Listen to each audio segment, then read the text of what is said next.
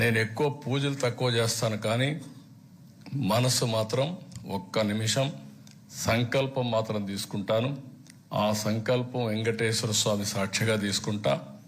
ఆయన దగ్గరే పోయి నిలబడుకొని ఒకటే కోరుకుంటా, దేవతల రాజధాని అమరావతి, ప్రజా రాజధాని అమరావతి.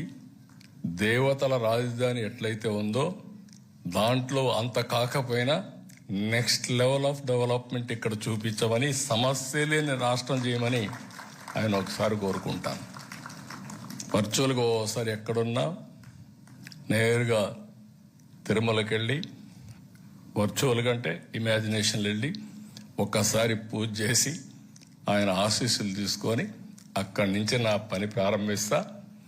ఏది మంచో అది చేసుకుంటూ short term, medium term, long term ప్రణాళికలు దృష్టిలో పెట్టుకుని అందరి వాడిగా ఉండాలని, దుష్టులకు మాత్రం ఒకటే చెప్తాను, మళ్ళా చరిత్ర చెప్పిన నగ్న సత్యం, దుష్టుల్ని మాత్రం ఏమారితే మళ్ళా మనం మొదటికొస్తాం.